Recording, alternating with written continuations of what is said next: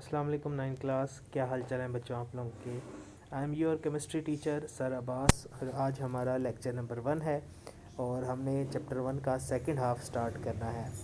तो टॉपिक जो बेटा आज हम लोग स्टार्ट करने लगे हैं, सेकंड हाफ का फर्स्ट टॉपिक है topic 1.2.4 how to write a chemical formula.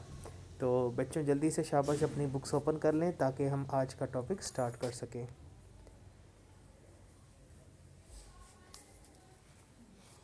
उम्मीद है बच्चों आप लोगों ने अपनी बुक्स ओपन कर ली होंगी।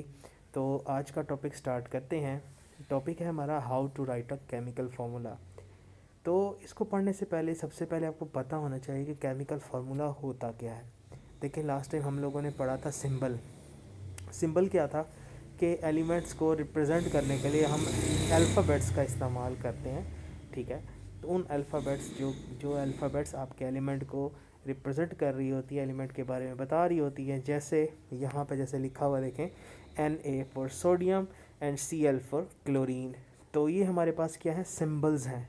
ठीक है, तो जैसे एलिमेंट को रिप्रेजेंट करने के लिए हम सिंबल का इस्तेमाल करते हैं, तो जो हमारा कंपाउंड होता है यानी जो डिफरेंट एलिमेंट्स मिलते हैं केमिकली, तो हमारे पास एक कंपाउंड जो बनता है। आपको याद हो हमने कंपाउंड मिक्सचर का डिफरेंस पढ़ा था, तो उस वाले कंपाउंड की बात करो बेटे कि वो कंपाउंड जो है, तो कंपाउंड को रिप्रेजेंट करते हैं हम किसके ज़रिए, केमिकल फार्मूला के ज़रिए। तो इस टॉपिक में हम रूल्स पढ़ेंगे या वो तरीका पढ़ेंगे किस तरह से हम केमिकल फार्मूला लिख सकते हैं। तो स्टार्ट करते हैं। देखिए लिखा हुआ है compounds are represented by chemical formula as elements are represented by symbols. जैसे मैंने अभी आपको बताया, तो इसमें भी देखें वही लिखा हुआ है कि जैसे हम एलिमेंट्स को रिप्रेजेंट करते हैं सिंबल से, इसी तरह से कंपाउंड्स को रिप्रेजेंट करते हैं केमिकल फार्मूला से। तो आगे चलते हैं। देखिए लिखा हुआ है chemical formula of compounds are written keeping the following steps in consideration.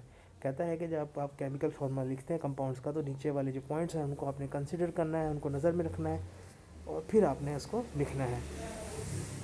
First point है symbols of two elements are written side by side in order of positive ion first and negative ion later. जैसे हमारे पास यहाँ पे अगर आप देखें तो हमारे पास एक केमिकल फार्मूला था, हमने लिखना था किसका, सोडियम क्लोराइड का। तो जो पॉजिटिव है उसको हमने लेफ़्ट पे लिखा और उसके साथ हमने किसका रख दिया, नेगेटिव को। नेगेटिव कौन था, क्लोरीन, और सोडियम क्या था, पॉजिटिव। नेक्स्ट स्टेप में वो कहता है कि आपने the valency of each ion is written on the right top corner of its symbol. कहता है जो एलिमेंट का जो सिंबल है उसके टॉप राइट कॉर्नर पे आपने उसकी वैलेंसी लिखनी है। जैसे यहाँ पे Na प्लस है, इसका मतलब इसकी वैलेंसी +1 है। तो Ca2 प्लस है, इसका मतलब इसकी वैलेंसी 2 प्लस है। तो Cl माइनस है, इसका मतलब इसकी वैलेंसी -1 है। इस तरह से ऑक्सीजन की है 2 माइनस। तो इस तरह से आपने टॉप राइट कॉर्नर पे उनकी वैलेंसीज को क्या करना है, लिखना है। आगे चले तो नेक्स्ट पॉइंट बड़ा ही इंपॉर्टेंट है, इस चीज़ को हम कहते हैं क्रॉस एक्सचेंज मेथड। अब आपने क्या करनी है, वैलेंसीज को क्रॉस एक्सचेंज कर देना है। मतलब जो राइट वाला जो एलिमेंट था यानी नेगेटिव, उसकी जो वैलेंसी थी वो आपने लेफ़्ट वाले एलिमेंट की बेस में ले जानी है, और लेफ़्ट पे जो वैलेंसी लिखी थी लेफ़्ट वाले एलिमेंट के टॉप राइट कॉर्नर पे, उसको आपने क्या करना है, राइट वाले एलिमेंट की बेस में लिख जाना है। जैसे यहाँ पे देखें NaCl था, तो अब यहाँ पे क्या है, 1 है दोनों की, तो 1 1 लिखने की ज़रूरत नहीं होती, इसलिए नीचे क्या आ गया, NaCl। लेकिन अगर यहाँ पे देखें उसके साथ आप लोग, तो कैल्शियम की है 2 पॉजिटिव और Cl पे है माइनस। ठीक है, तो अब क्या हुआ, यानी 1 हम क्या किए, इधर ले आए Ca की बेस में, और 2 क्या किया, Cl की बेस में ले गए, तो हाँ ये बन गया CaCl2। अब यहाँ पे ये बात याद रखिएगा, जो माइनस और पॉजिटिव का साइन है ना, वो नहीं लेके जाना।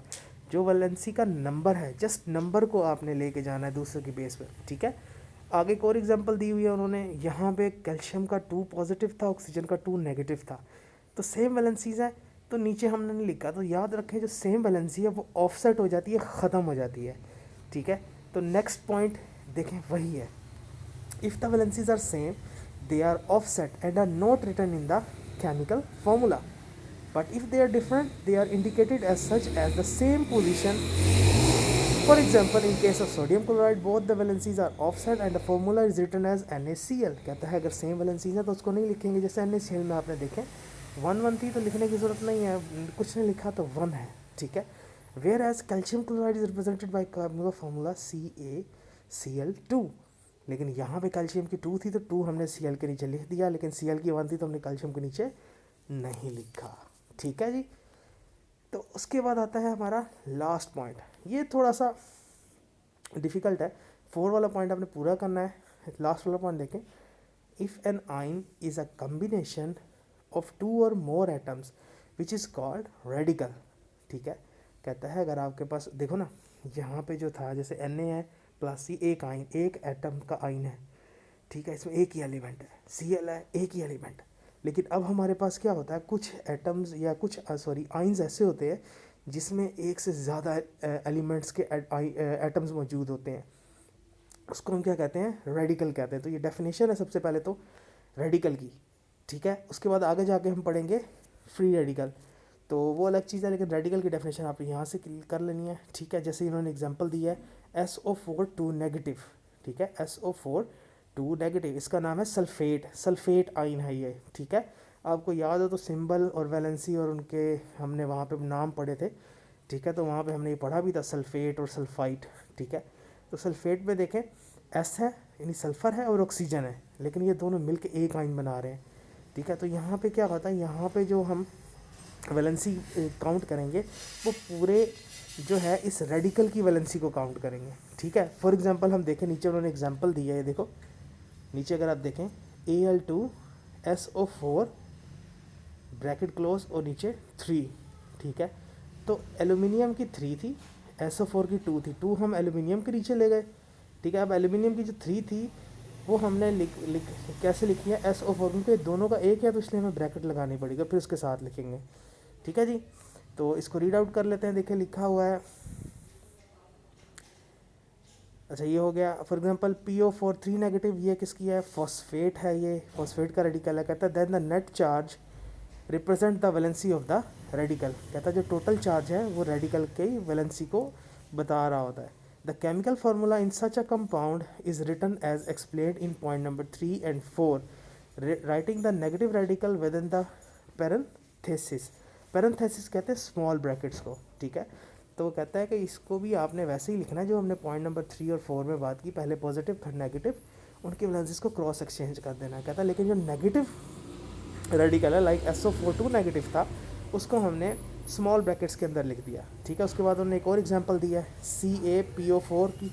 अब PO4 2 था, ठीक है, कि 3 था, वेरी गुड, PO4 पे 3 था तो Ca के साथ 3 आ गया।